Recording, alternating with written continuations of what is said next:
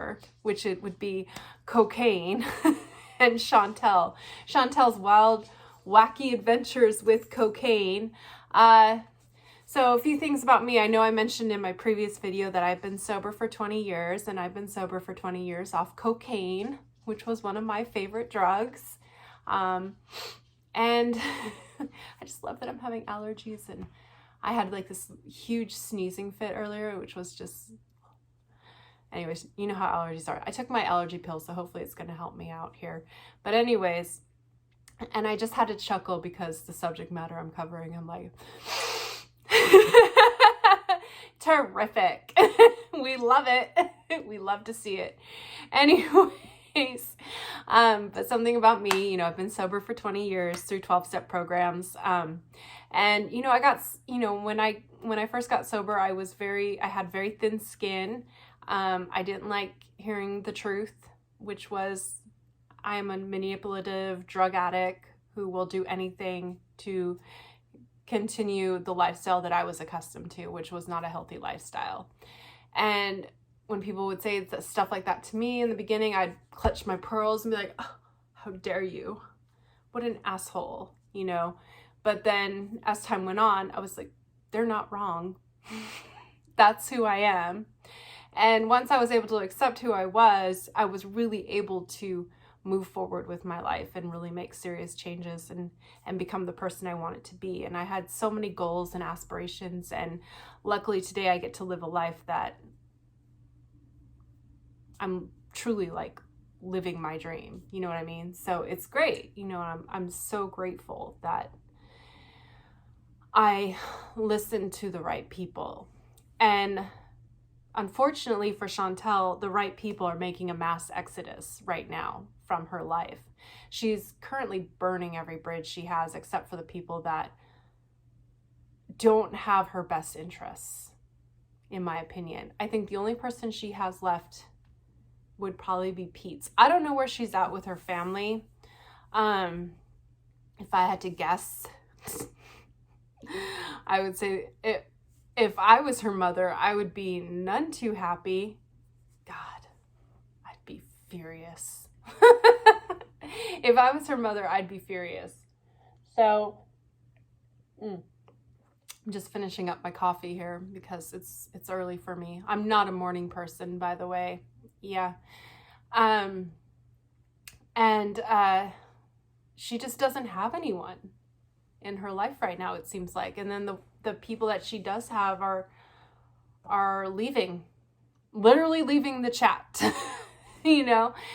I can't believe how she spoke to Karate Joe. Can we just talk about that for a second? Who the hell do you think you are talking to people like that? That's not how you keep a friend around. He's being Karate Joe. Okay, I feel crazy for defending him because trust me, I don't like him at all. Like, I think he's a weirdo. I would like to see a picture of him because I have an image of him in my mind. And I feel like if I saw a picture of him, I'd be like, yep, cool. But he just seems like such a weirdo. But I have to give him credit. Like, he can't be that much of a weirdo if he has the sense to be like, yo, Chantal, what are you doing?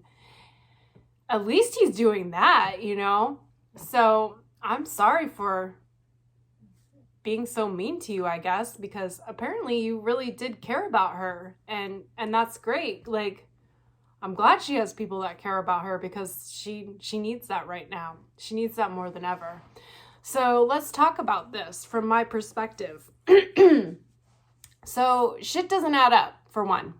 Her story, her timeline, her lies, they're not adding up to me. None of it. It's all bullshit to me. She's lying.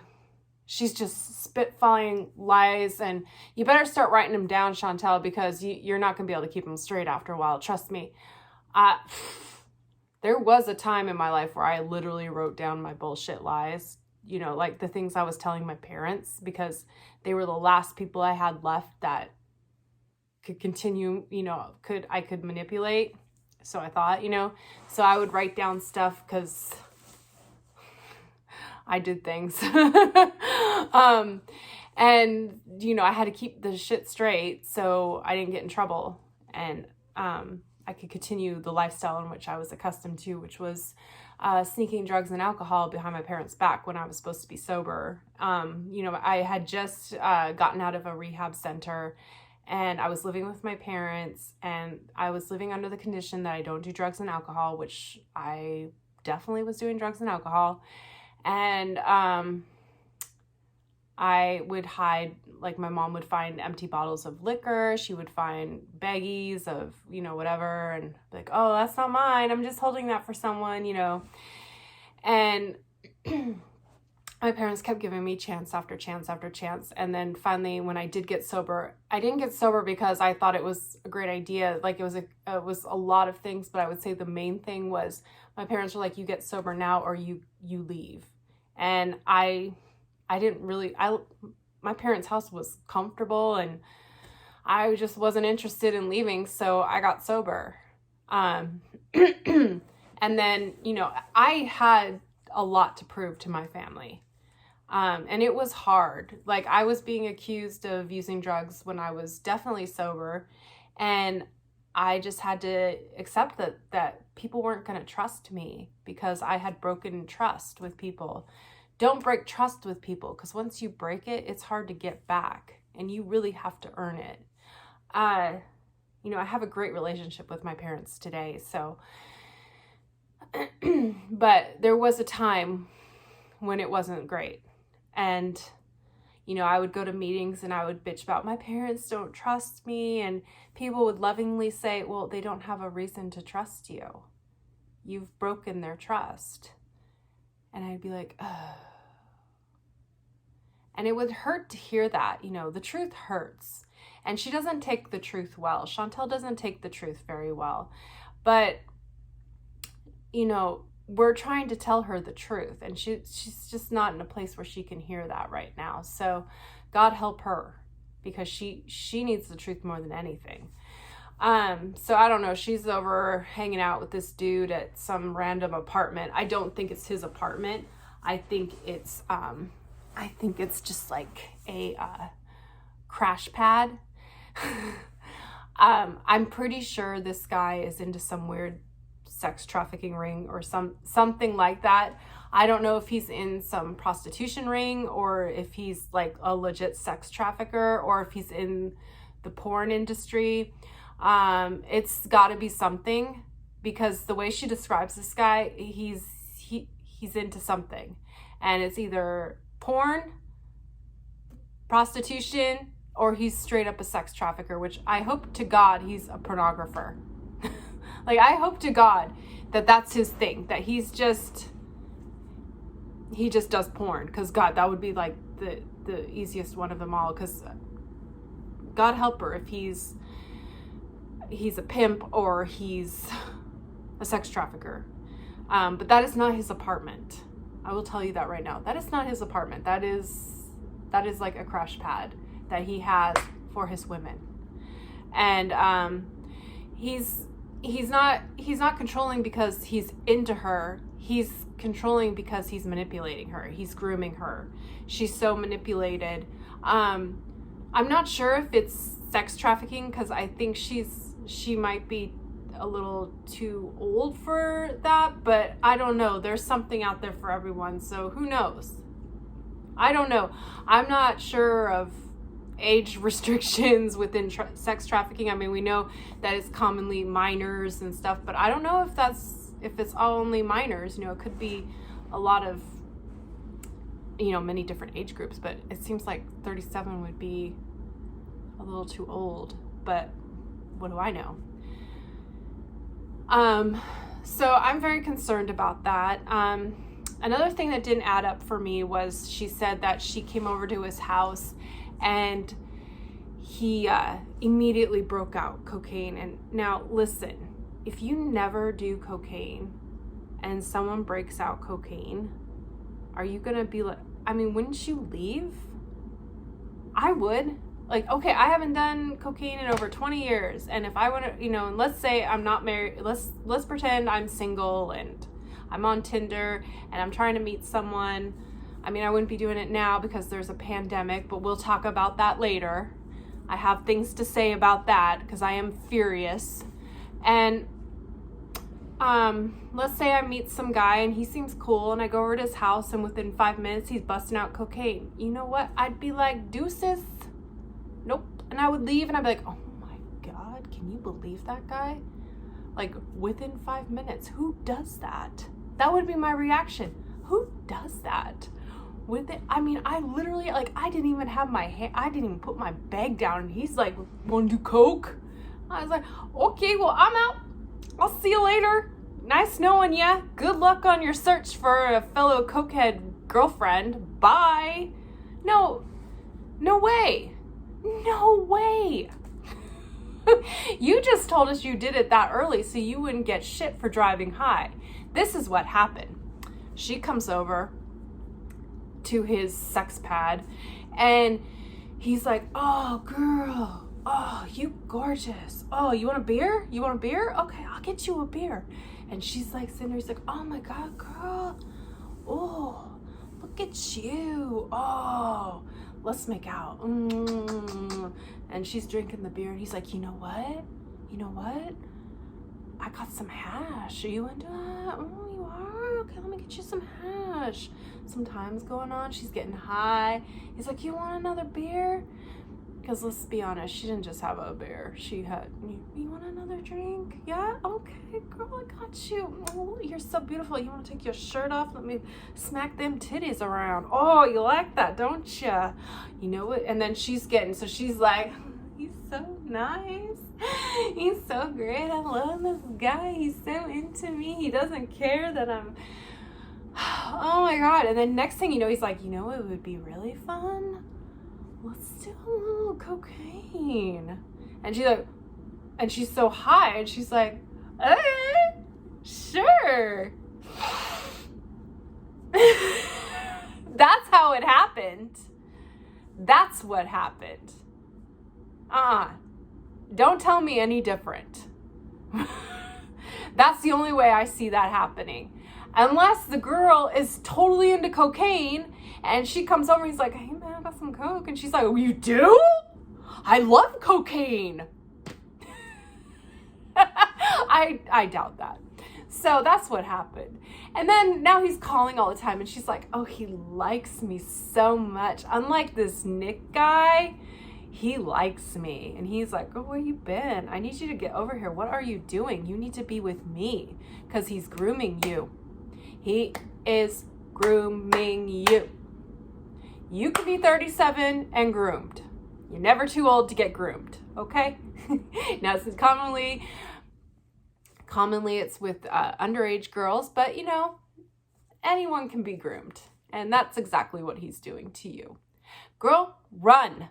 Run for your life because this is not going to end well. And then I just couldn't stop laughing because some things are just so funny, especially for me, you know. When she's like, yeah, I'm going to take my TV over there. And I was like, cool, take your TV over so then you can pawn it later for some more coke. Sounds good. Good plan. Love that for you. And then, you know, Pete's will be like, hey, Chantal, what happened to your TV? And she's like, well, there was this, and she'll like make up some, oh, I got a great story. So he's like, hey, Chantal, what happened to your TV? She's like, well, there was this guy and he's homeless and he didn't have a TV. So I gave it to him. I'm so benevolent. Oh, good for you, Chantal. Well, you know, and hey, Pete, can you buy me another TV? Like, I know you're in credit card debt, but can I get another? And T's like, well, I had to get her another TV because she gave her other TV to a homeless guy because he needed a TV.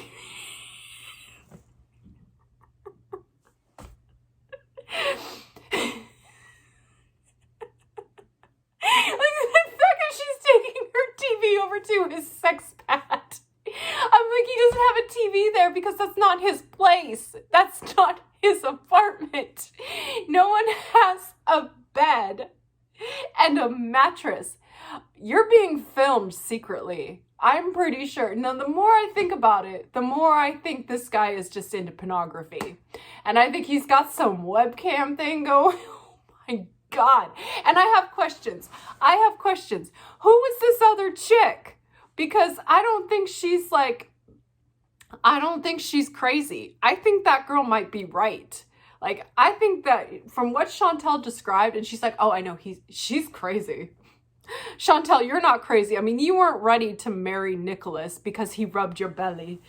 He's like, oh, girl, woo, woo. And she's like, oh, let's get married and have babies. I'll just find a way to get into your house. Like, don't tell me she's crazy when you're ready to get married after having your belly rubbed for 5 minutes. No. No.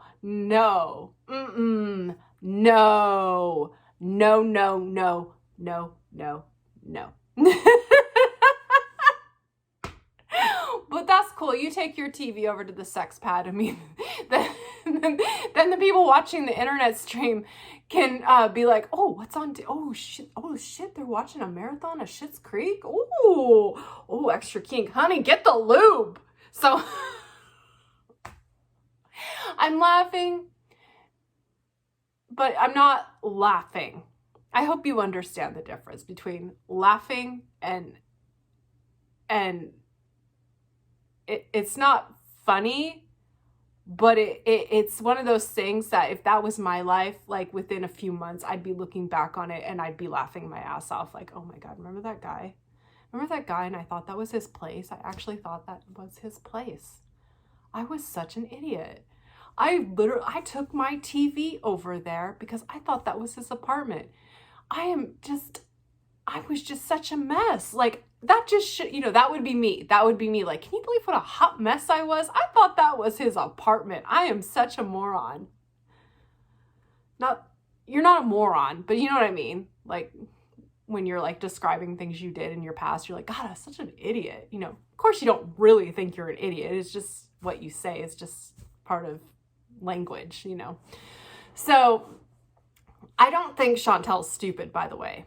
But I think that she is just very lonely and very attention starved. And anyone who's going to show her any ounce of attention, she's going to cling on to for dear life. So there she is with, Mr. Egypt Canada. Congratulations. And, I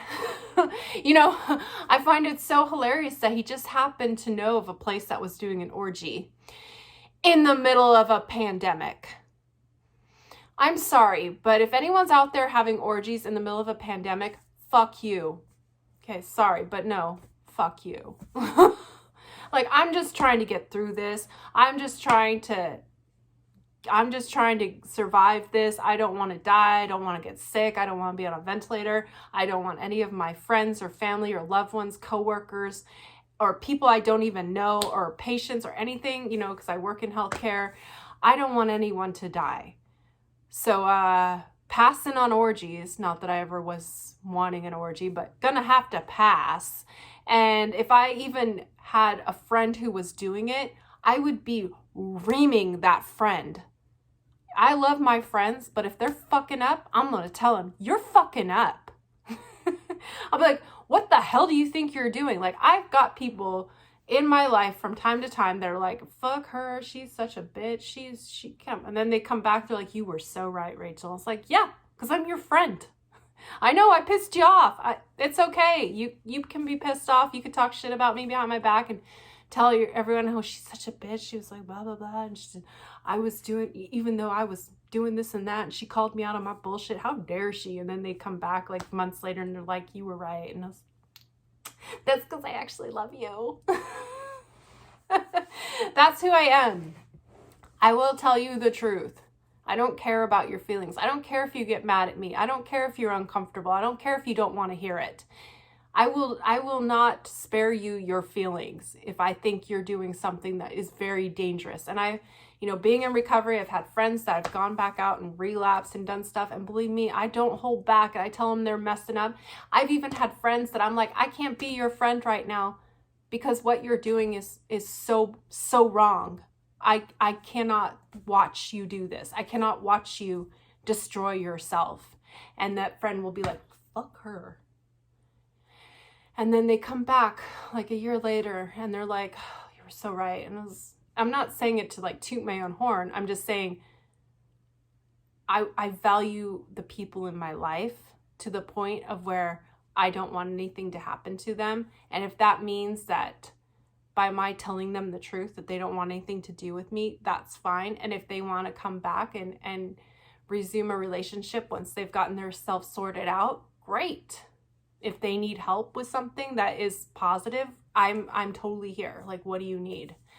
But on my watch, I'm not gonna hold back and tell you that you're doing great and that you got your life together and you've got it all figured out and it's all good. No, I'm not. So that's just not what I do, because I actually care about people. And I hope that translates, because I know if you're not in recovery, you may not understand like being so blunt with people that you care about. Addiction is a dirty disease, and it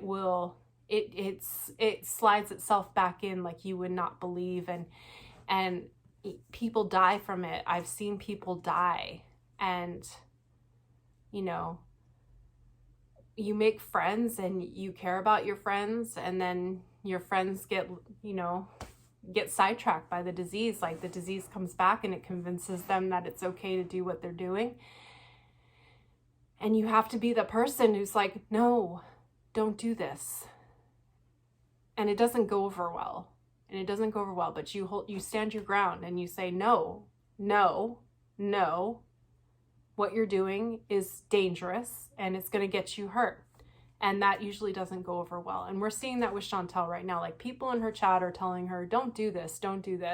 And she's pissed and she's yelling at them and she's lashing out.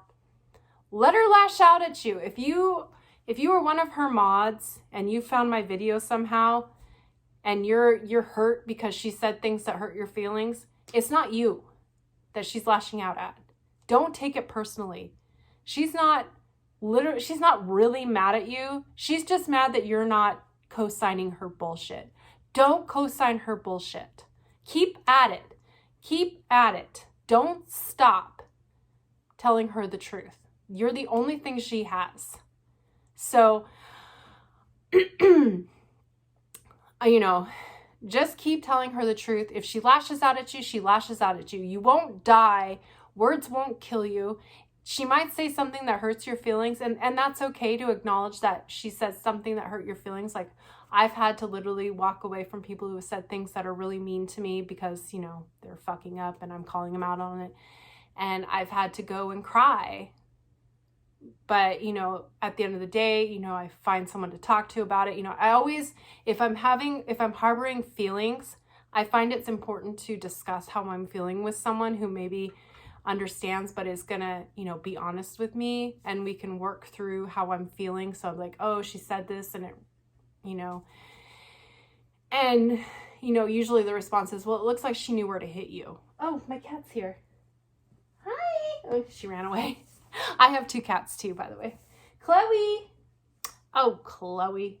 That's what we say. If you saw a little tail, that was Chloe. She's just made a little, oh, there she is. Hi, baby. Hi. I can't pick her up. She hates being held. She hates it.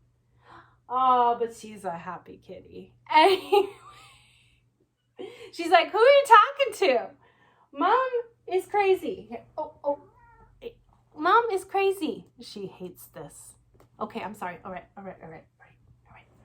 Anyways, I don't even know where I was going with that, but so listen, when I make these videos and I'm seeming like a complete bitch, I'm really not. I've just had a lifetime experience with helping other people get sober, and trust me, the road is hard and long, and honesty wins everything. Being transparent, talking about your feelings, staying in touch with your feelings, checking in with your feelings. You constantly have to do these things throughout your life because you don't want to find yourself back in a place where you're going to be in a position to where you're going to use again. So everything I do in my life, you know, I'm working to not put myself back in that position. So I'm constantly checking in with my feelings, and you know, when something upsets me or something like that, I have to really dig deep because it's just part of, you know, it's part of what I have to do in order to stay sober.